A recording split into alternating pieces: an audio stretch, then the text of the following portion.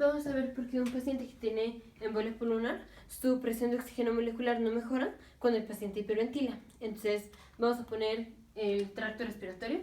Aquí tenemos la tráquea, bronquio primario izquierdo, bronquio primario derecho. Aquí están los pulmones. Y vamos a poner los alvéolos. Entonces, ya sabemos que los bronquios se dividen en bronquios primarios, luego dan los bronquios secundarios, terciarios, bronquiolos y finalmente dan los alvéolos. Entonces, ya voy a poner nada más los alvéolos. Aquí están los alvéolos. Y aquí tenemos el capilar, los capilares alveolares. Ya sabemos que el oxígeno molecular va del alvéolo, aquí, al glóbulo rojo. Y el dióxido de carbono va del capilar, aquí, al alvéolo. Ahora, ¿qué pasa si tenemos una embolia pulmonar? Ya en el video anterior vimos que, o en varios videos anteriores vimos que es la embolia pulmonar. Entonces, rápidamente lo pongo. Aquí tenemos el corazón, las válvulas, aurícula derecha, aurícula izquierda, ventrículo derecho, ventrículo izquierdo, y aquí sale la arteria pulmonar.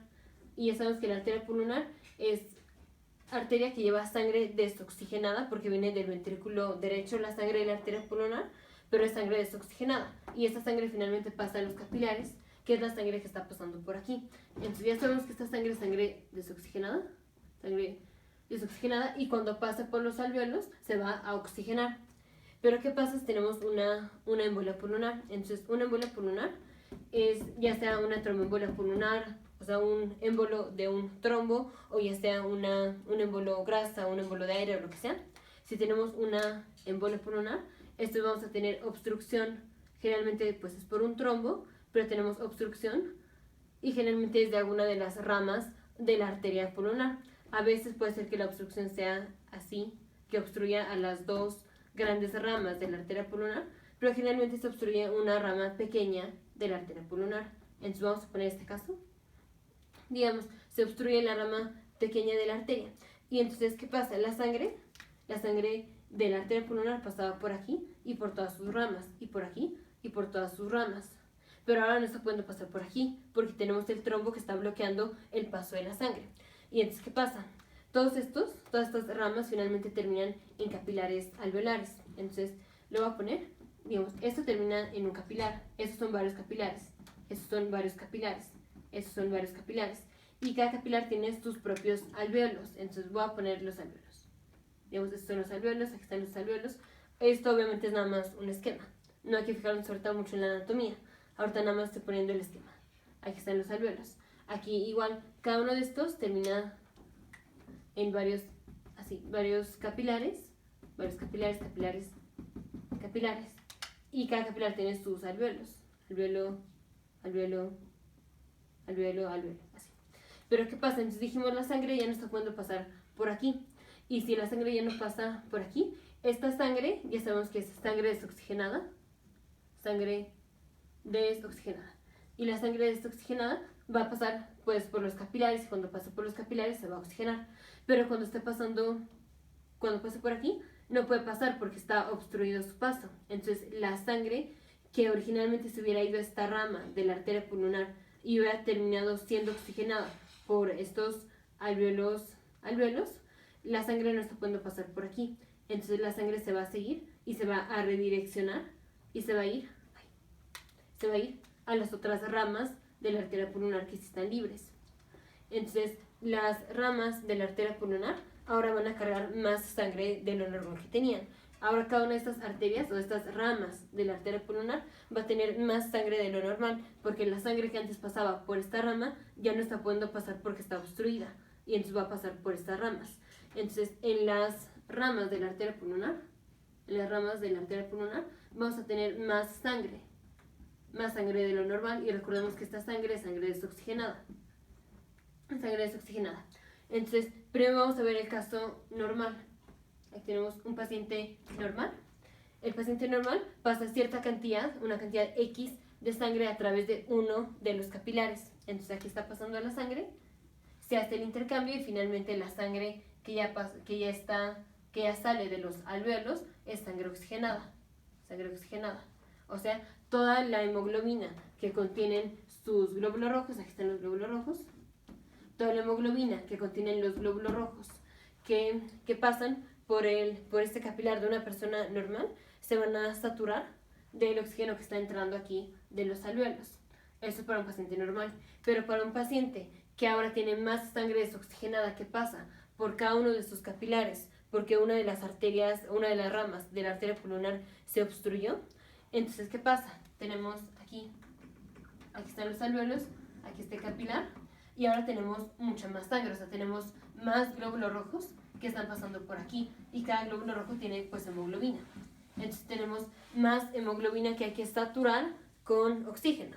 Pero si tenemos la cantidad de oxígeno que tenemos en los alvéolos es la misma, y aumentamos la cantidad de glóbulos rojos que contienen hemoglobina que hay que saturar, entonces esta sangre no va a estar totalmente saturada de oxígeno. Esta sangre no va a quedar totalmente oxigenada, porque como ahora tenemos más glóbulos rojos que hay que saturar porque se redireccionaron hacia cada uno de estos capilares porque este estuvo obstruido, ahora ya el oxígeno que tenemos aquí en el alvéolo no es suficiente para saturar a todas estas hemoglobinas de cada uno de estos glóbulos rojos. Entonces el paciente se va a presentar con disnea porque va a tener menos sangre oxigenada. Pero ahora ¿qué pasa? Si el paciente tiene disnea, ya sabemos que la compensación es pues hiperventilar. Entonces la compensación es lo que puse aquí, la hiperventilación. Pero si el paciente hiperventila, lo más que va a hacer es el dióxido de carbono pues se va a salir. Si el paciente está hiperventilando, el oxígeno se le va a salir, el dióxido de carbono se le va a salir. Aquí el dióxido de carbono que tenga el paciente pues pasa de aquí del capilar a los alvéolos, y los alvéolos pues lo van a sacar. Cada vez que hiperventilamos, o sea, si hiperventilamos, tenemos más frecuencia respiratoria. Entonces, en cada respiración, cada exhalación, vamos a sacar dióxido de carbono. Entonces, respiramos, exhalamos, sacamos dióxido de carbono. Respiramos, exhalamos, sacamos dióxido de carbono. Entonces, el aumento de la frecuencia respiratoria, como ya vimos en varios videos, hace que se salga el dióxido de carbono. Entonces, ¿qué va a pasar si aumentamos la frecuencia respiratoria? Se sale más el dióxido de carbono. O sea, ¿cómo va a estar la presión adentro de nosotros de dióxido de carbono si todo el tiempo estamos sacando y sacando dióxido de carbono por la hiperventilación? Va a estar disminuida la presión de dióxido de carbono. Pero ¿cómo va a estar la presión de oxígeno? Ahorita que estamos hiperventilando, en cada vez que hiperventilamos, pues vamos a meter más oxígeno. Esto es, cuando tomamos una respiración, cuando hacemos una inspiración, hay cierta cantidad de oxígeno que vamos a meter, cierta cantidad de oxígeno que vamos a meter. Si aumentamos la frecuencia respiratoria, la cantidad de oxígeno que vamos a meter es la misma per respiración o por una respiración. En una respiración seguimos metiendo la misma cantidad de oxígeno, pero si respiramos más veces en un minuto, vamos a meter más oxígeno a nosotros. Entonces, si aumenta la frecuencia respiratoria, estamos metiendo más oxígeno al organismo, estamos metiendo más oxígeno a los alvéolos. Pero aunque estemos metiendo más oxígeno en los alvéolos, sí, ok, vamos a tener más oxígeno aquí en los alvéolos. Y pues va a haber más oxígeno que darle a los glóbulos rojos adicionales que tenemos en este capilar, porque la sangre se redireccionó de estos capilares a esos capilares. Pero aún así, la cantidad de oxígeno que ahora tenemos en los alvéolos no es mucho mayor a la cantidad original que teníamos de oxígeno. Entonces, literal, no es mucho el aumento de oxígeno que podemos ponerle a estos glóbulos rojos adicionalmente. Porque aunque estamos hiperventilando, la hiperventilación se relaciona muy bien con el dióxido de carbono.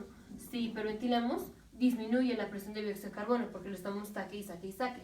Pero no es tan fácil con el oxígeno molecular. Aunque si aumenta la frecuencia respiratoria, pues estamos metiendo más oxígeno. De todos modos, la cantidad de oxígeno que metemos no es suficiente para terminar de saturar a todos estos nuevos glóbulos rojos. Entonces, aunque metemos más oxígeno aquí a los alvéolos, de todos modos este oxígeno no es suficiente. No es suficiente para terminar de saturar a los glóbulos rojos adicionales, Y entonces, ¿qué pasa? Aunque el paciente esté hiperventilando y aunque meta más oxígeno, de todos modos, si sacamos una gasometría y vemos la presión de oxígeno molecular en el organismo, pues va a estar disminuida y no va a mejorar, o va a mejorar muy poco cuando el paciente hiperventile. Entonces, digamos, tenemos un paciente, tiene una embolia pulmonar, o sea, una de sus arterias se tapa, le hacemos una gasometría y digamos que encontramos su presión de oxígeno molecular, pues ya vemos que va a estar disminuida. Entonces, la presión de oxígeno molecular en la arteria. La arteria va a estar disminuida. Digamos que es, por ejemplo, 54 milímetros de mercurio. 54 milímetros de mercurio. Y la presión de dióxido de carbono, digamos que va a ser como 30 milímetros de mercurio. Digamos que va a ser como 30, o bueno, vamos a ponerle 35 milímetros de mercurio. 35 milímetros de mercurio. Digamos que en el momento en el que el paciente tiene la embolia pulmonar, pues en ese momento tiene disnea. ¿Por qué? Porque ya la sangre que está pasando por aquí es sangre que no se va a poder oxigenar. Entonces su presión de oxígeno molecular en la arteria, o sea, en la sangre que finalmente va a venir de aquí, digamos que es 54, o sea, está disminuida. Y la presión de dióxido de carbono igual en la arteria, digamos que es 35. ¿Y qué es lo que hace el paciente? El paciente hiperventila. El paciente hiperventila. Y ya vimos que si el paciente hiperventila, su dióxido de carbono se va a salir más fácil. Entonces va a tener menos dióxido de carbono. Entonces, ahora que el paciente está hiperventilando, su presión de dióxido de carbono va a disminuir. Si era 35, digamos que ahora su presión de dióxido de carbono va a ser, digamos, 26, por ejemplo. O sea, va a estar disminuida. Lo normal es de 35 a 44 milímetros de mercurio. Entonces va a estar disminuida la presión de dióxido de carbono.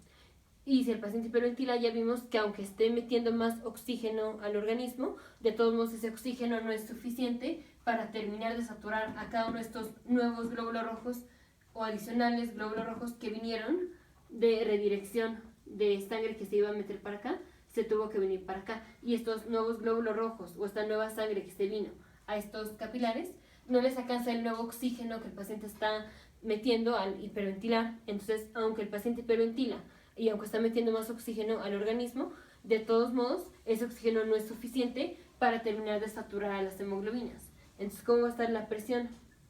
¿Cómo va a estar la presión de oxígeno molecular en la arteria? La presión va a estar más o menos igual. Si aquí tiene 54, pues puede ser que aumente muy poquito, pero pues como 56 milímetros de mercurio.